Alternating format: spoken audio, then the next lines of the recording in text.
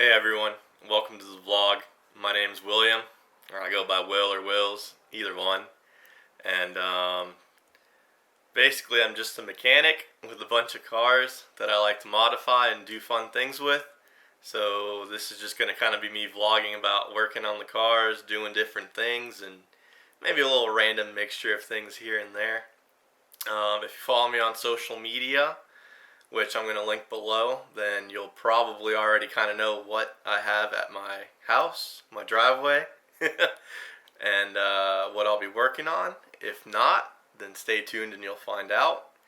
But today we're going to head out to the garage now and get started on the first project that I'll be vlogging on. So stay tuned.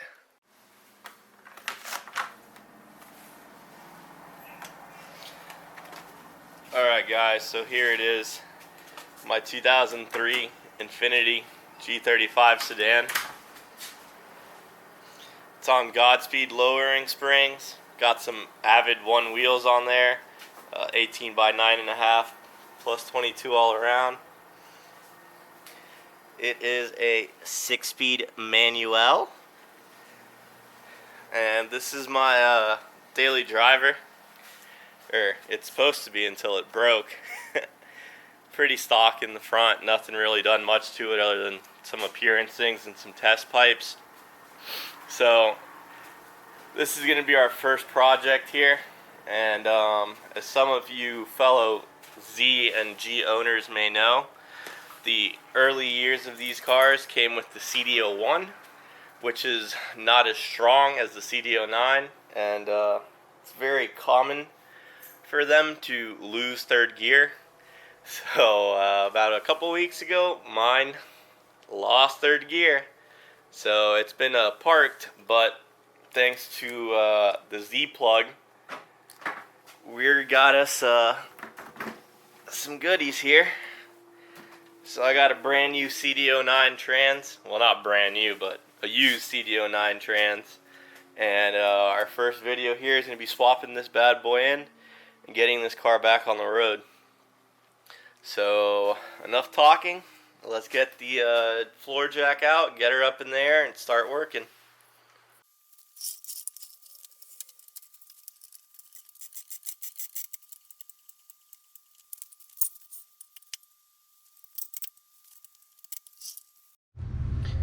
Alright guys, so now that we're down here, we can get a better look at what we're going to be doing. So as you can see, my Y-pipes are a little scraped up from being so low. We got our CD001 here, which is what we're going to be changing out. So we're going to be removing our test pipes, get the Y-pipe off, disconnect our drive shaft up here, and then disconnect the bell housing bolts, slave cylinder, probably the starter, and drop her down. Another thing we're going to be doing while we're under here, I don't know if you guys can really see, but Nissan decided to angle their O2 sensor straight down into the ground. So when you're low, you like to scrape them and mess them up. So I got to check engine light for that. So we're going to be installing a 90-degree O2 spacer, which is going to have it face this way, get it away from the ground, and hopefully clear up our check engine lights. Like I said, these test pipes, I got them when I bought the car, so I'm not really sure what brand they are or how good they are, but I mean, pipe's a pipe. And then as we can see over here, we got a little oil leak coming from here, most likely our rear main seal, maybe the oil pan half moon seals too. When we get the trans down, we'll see exactly what's leaking, get that gasket ordered up and get that fixed. So let's get to it. Let's start tearing her apart and get this puppy on the ground.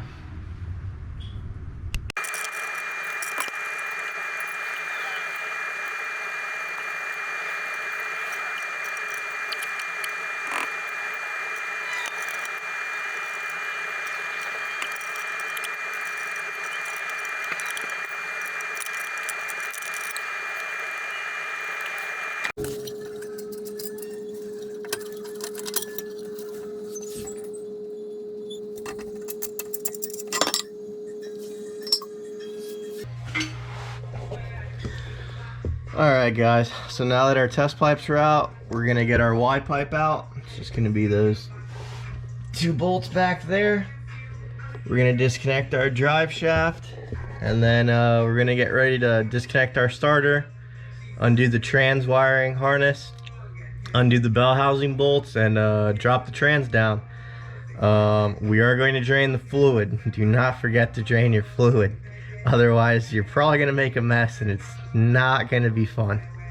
Alright, let's get to it.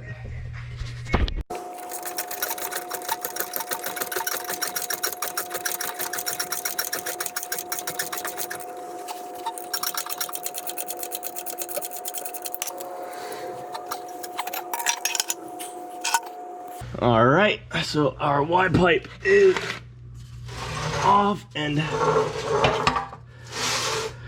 out of the way now, and we can move on to the next step.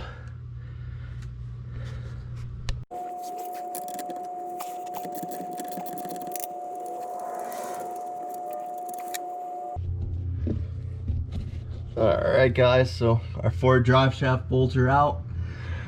We're gonna get a pry bar in there, split her in half, and wrestle her out.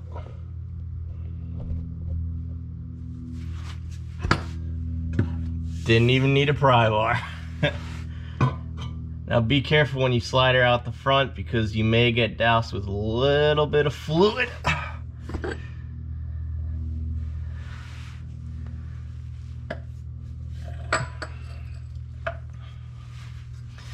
Alright, so that's that.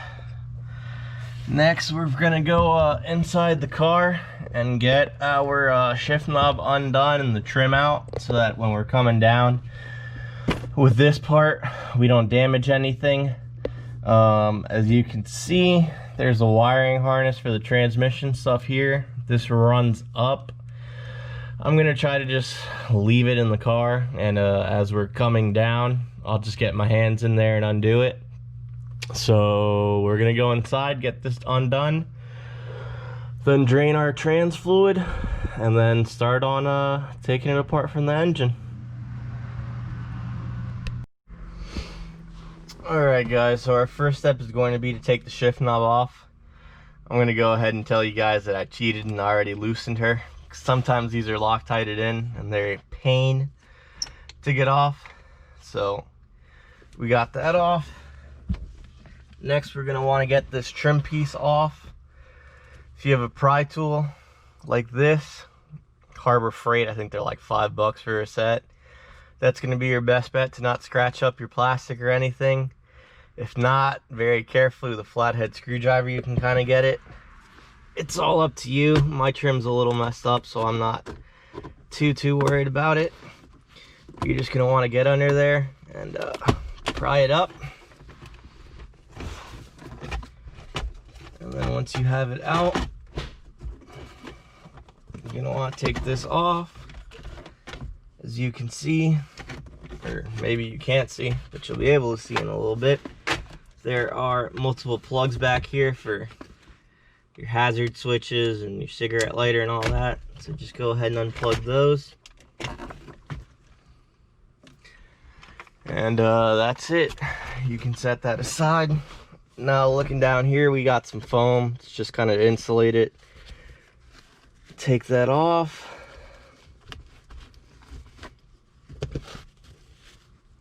Maybe not. Okay, we'll rip that off. And then you got your shifter plate down here, and you got 410s, so we're going to take that off and our boot should come off.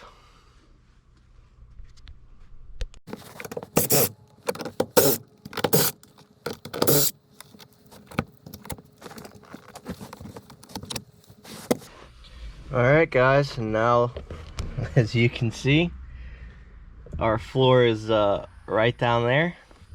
So we're pretty much done up top here. Let's get back under and keep plugging away.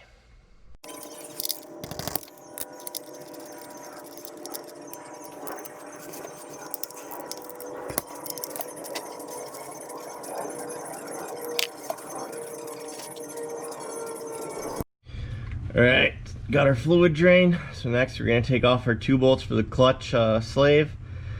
Move that out of the way. And then start working on our bell housing bolts. And we're also going to undo our starter over there.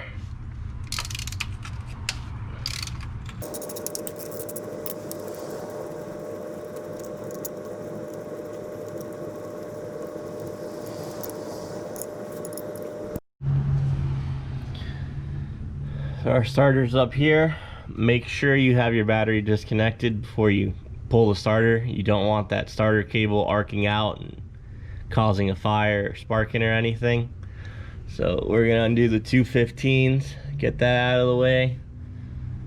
Do some more of the 15s down here, and there's some 17s up top that hold the bell housing. Gonna crack those loose, and she's just about ready to come out.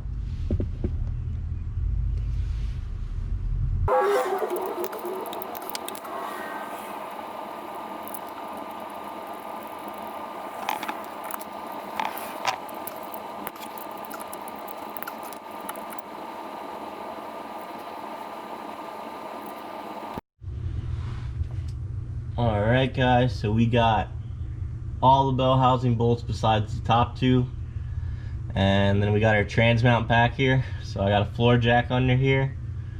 We're going to take our trans mount bolts off, let it sag down to hopefully make those top 2 bell housing bolts a little easier to get to, and then zip those bad boys out and drop the trans.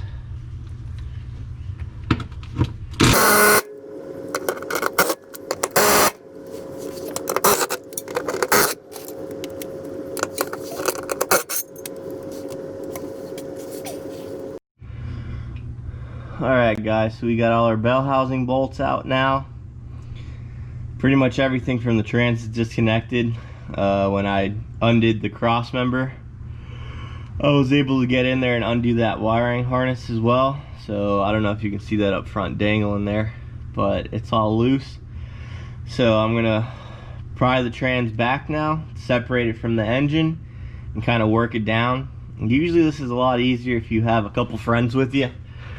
That way it's a lot easier to maneuver, but I don't have any on hand, so we're using a floor jack, and we're gonna kind of work its way out. If this is your first time pulling a trans, or you're still pretty new to work, I would not recommend doing it this way. I'd probably get some friends with you, but let's get to it.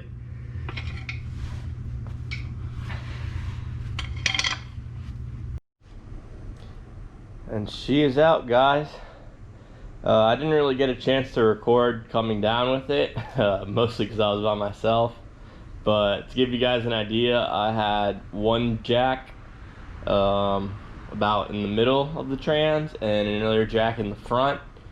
And I just kind of worked the 2 to keep it level and slide it back. And then once it was back enough that the input shaft was clearing the clutch assembly, I just kind of lowered it side by side, I guess you could say, until we had it down on the ground. So that's it. Only thing left now is to transfer over the cross member and maybe a couple sensors over to the CD009, and then we're gonna get the CD009 up in the car and the car back up and running. Now, one more thing that I do want to check before I end the vlog though. This car has 242 or 243,000 miles on it, and when I bought it, it had like 241, something like that. And I asked the previous owner if he had ever done a clutch. He said he hadn't done one, so he didn't know what type of shape the clutch is in.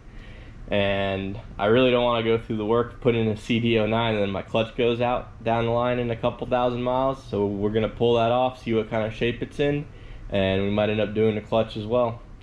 So I'm gonna pull that off now and I'll show you guys what it looks like. Alright guys, so we got our clutch out here, and it looks to be okay-ish, you know. Realistically, I'd rather put in a new one and send it, but this is my daily driver and I don't really do anything rough with it, so we're just gonna put it back in, send it, and when it goes out, we'll replace it with something better. Thanks for following along on my transmission replacement. That's going to be it for this vlog. Tune in, like, subscribe, and follow along for us putting the CD009 in. Thank you.